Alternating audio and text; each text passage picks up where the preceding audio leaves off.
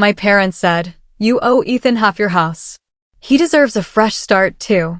As I stood in court alone, I read every word about how they abandoned me, then watched the judge deny their claim in full and leave my family speechless. Hi, Reddit. I'm Ava, 28F, and my hands are still shaking as I write this, because I just returned home from court, yes, real court, after facing my parents and brother alone. I had walked in with nothing but my evidence, my memories, and the years of struggle they had pretended never happened, while they showed up in formal clothes acting like they were attending a funeral instead of a hearing they had created. But before I tell you about the courtroom, I need to go back to where it all started. I left home when I was 15, not because I was rebellious or wild or trying to prove something, but because my parents made it crystal clear that I was disposable, a background character in a family where my younger brother Ethan was the golden child, the center of their universe, the one who could do no wrong. He received the praise, the support, the gifts, and the freedom, while I got rules, chores, responsibilities, and silence. When Ethan stole money from my wallet, I was the one punished for not keeping better boundaries. When I came home with straight A's, I was warned not to get cocky. When he failed a class, they comforted him with pizza and a new video game. That was the dynamic. That was my childhood. Then one morning when I was 15, my dad became furious because I didn't wake up early enough to make breakfast for Ethan before school. He yelled, slammed doors, threw accusations at me like I was a burden instead of a child. Something inside me cracked that day. I packed a backpack, took the $82 I had saved from tutoring, grabbed my old prepaid flip phone, and walked out with no idea where I was going, only that I was not staying there another minute. For months I couch surfed, stayed in spare rooms, lived off instant noodles, and did everything I could to keep myself going. Eventually, I found a youth housing program that allowed me to finish high school while working part-time. I stocked shelves at a small grocery store, cleaned apartments, walked dogs, and did any other job I could find. Life wasn't easy. Sometimes it was brutal. But it was mine, and that made every exhausting step worth it. At 19, I earned my associate's degree. At 21, my bachelor's. Every dollar came from my own work. I didn't receive FAFSA support because my parents refused to sign the forms. I didn't receive a single birthday check, holiday call, or encouraging text. They went silent for over a decade, until last year, when my mom sent me a random LinkedIn message saying, "Proud of you. Let's reconnect soon," smiley face, and something in my chest tightened because I knew that smile didn't mean love. It meant they wanted something. Fast forward to this year when I finally bought a house, a small 2-bedroom place, nothing fancy, but fully mine. I didn't post about it online, didn't brag about it, didn't even tell anyone outside my small circle of friends, but somehow my parents found out. And not long after, I was served with legal papers. They were filing a claim saying I owed Ethan half of my home's value because, according to them, I used family resources to get ahead, and he deserved a fresh start. I stared at the papers in disbelief, my heart thundering against my ribs because it didn't feel real. These were the same people who kicked me out and didn't contact me for 13 years, now claiming they somehow built my success. I thought at first it had to be a joke, maybe a cruel prank, but there were their signatures. My parents. And Ethan's too. His name was written in sharp, clear ink as if he seriously believed he deserved half of something he had never contributed even a moment toward. Today was the hearing. I went alone because I couldn't afford a lawyer up front and figured the truth would be enough. They walked in dressed in dark colors like they were mourning a loss, with my dad doing a dramatic fake cough and Ethan widening his eyes like he was the victim in all this. The judge asked if I had a statement to read before the proceedings started. I did. And when I pulled it out of my folder, I made sure my hands didn't shake. I stood, cleared my throat, and spoke directly into the court record. "Your Honor, I've prepared a statement.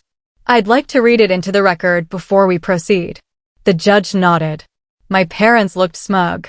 Ethan leaned back like he already won. But they had no idea what was coming. I unfolded the pages slowly and read every word, my voice steady, my chest tight, my heart hammering but my resolve unshakable. I am Ava, last name, and I am the sole legal owner of the property in question. I purchased it at the age of 27 using income earned entirely on my own. I have not received a single cent from the plaintiffs, my biological parents and younger brother, since I left their home at age 15. At that time, I was not a runaway, but a child who was neglected, verbally abused, and ultimately discarded. My mother's lips parted in shock, but she made no sound. I continued reading, my voice growing steadier with every sentence. I put myself through high school while working minimum wage jobs. I lived in shelters, slept on couches, and often went days without hot food. While Ethan was given a car for his 16th birthday and had his tuition paid in full, I cleaned houses and stocked shelves to afford my textbooks. The plaintiffs provided no resources, no payments, no support, and no contact for over a decade. The judge leaned forward slightly. My parents began to shift uncomfortably. I read the final section without looking up. This is not a countersuit, though I would be within my rights to file one. This is simply a refusal to be extorted by people who abandoned me and are now attempting to profit from my independence. The idea that I owe my brother anything is absurd. If anything, the plaintiffs owe me for every night I went hungry, every medical bill I paid alone, and every milestone I reached while they were celebrating Ethan's 3rd vacation year in Europe. I finished reading. Silence filled the room. Then the judge spoke, his voice firm. Do you have documentation showing you contributed financially to the defendant's education or home purchase? My father stuttered something about, we raised her. That's not what I asked, the judge replied. They had nothing. No receipts, no transfers, no evidence because they had never given me anything. After several agonizing minutes of them trying to spin a story out of thin air, the judge leaned back and said calmly, "This claim is baseless and bordering on malicious. It is denied in full." My mother gasped. Ethan whispered a curse. My father tried to stand like he would argue, but the bailiff took a single step forward and he sat right back down. Just like that, it was over. I gathered my papers, thanked the judge, and walked out without looking back. And as I reached the courthouse steps, one thought hit me hard enough to make my knees weak. I had built a life they couldn't touch. As I stood outside the courthouse with the sun pressing softly against my face, a strange mix of relief and exhaustion spread through my chest, like my body finally understood that the fight was over even though my mind was still catching up. For a moment I just stared at the wide stone steps beneath me, realizing that every step I had taken in my life so far had led me to this very place, a place where I didn't just defend a house, but defended the life I built brick by brick, while the people who should have protected me tried to tear it down out of greed. And in that quiet moment, I felt something I had never truly felt before, freedom that didn't just come from winning, but from closing a door that should have been closed a long time ago. I walked toward the parking lot slowly, almost afraid that my legs would give out from the emotional weight of it all, when I heard fast footsteps behind me, followed by my mother's voice calling my name like she actually had a right to speak to me after what just happened inside that courtroom. "Ava, wait," she said, her heels clicking rapidly against the concrete, but I didn't turn around because I already knew what was coming: more manipulation, more excuses, more attempts to rewrite history just to comfort their own guilt. And sure enough, she grabbed my arm like she thought she still had authority over me, forcing me to face her while her eyes shone with a strange mix of anger and desperation. She started with the usual line, the one narcissistic parents use when their control slips away. "We didn't mean for things to go this far." But I couldn't even stop myself from laughing, a bitter, exhausted sound that escaped my chest before I could filter it. "You sued me," I said slowly, letting each word sink in like heavy stones dropped into water. "You tried to take my home. You made me stand in court and defend a life you never helped me build. And now you're saying you didn't mean for things to go this far?" Before she could answer, Ethan jogged toward us, his face flushed not from embarrassment, but from anger, like he thought he was somehow entitled to be the one upset. "You didn't have to humiliate us like that," he said, his voice dripping with that same arrogant entitlement he'd been raised in since childhood. "You could have talked to us privately instead of bringing up the past like you're some kind of victim."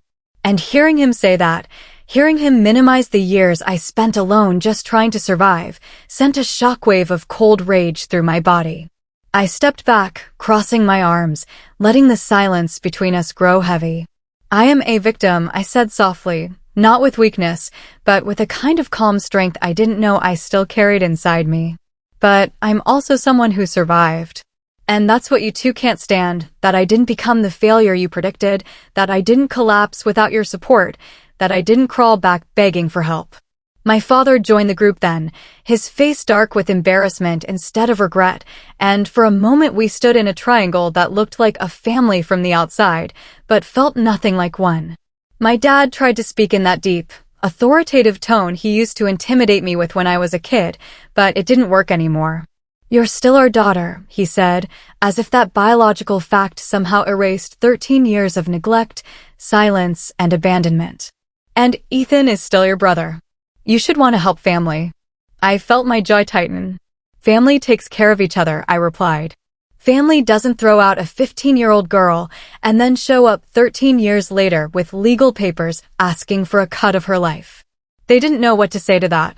For the first time in my life, they looked small, not because I wanted them to, but because the truth had finally made them face what they were. My mother tried one last attempt at manipulation, leaning closer and lowering her voice like she was sharing a secret. "If you help Ethan now, he'll be grateful. He just needs a push to get on his feet." And in that moment, I understood something crystal clear. They hadn't filed that lawsuit because they believed they deserved my success. They filed it because they thought I could be pressured into fixing the son they had broken with their own hands. I pulled my arm away and straightened my shoulders. "I'm not your backup plan," I said slowly. "I'm not your wallet. I'm not your second chance. I'm not the child you can keep ignoring until you need something." And with that, I turned away, not quickly, not dramatically, but with a quiet finality that felt like cutting the last string holding me to a past I never wanted to return to. As I reached my car, my phone buzzed with a message from my friend Nora, one of the people who had become my real family over the years. Asterisk, "Did you win? I'm waiting with cupcakes." Asterisk, a smile spread across my face for the first time that day, and I realized that healing doesn't always come in giant bursts. Sometimes it comes in small, warm moments, like cupcakes and a friend who never asked for anything in return except to see me happy. Driving home, my hands trembled on the wheel, but not from fear, from relief. From release. From finally knowing that my story didn't belong to the people who tried to break me. When I pulled into my driveway, the soft evening light hit my house in a way that made it look almost golden, like it was welcoming me home after a war I shouldn't have had to fight, but still won anyway. I sat there for a long moment before getting out, letting the weight of everything sink in. I had protected my home. I had protected my future. I had protected the person I had become. And for the first time, I finally felt ready to let my past go without fear that it would ever reach out and take something from me again.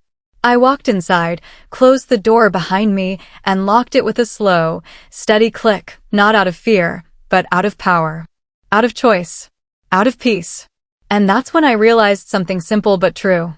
I didn't just win a court case. I won my life back.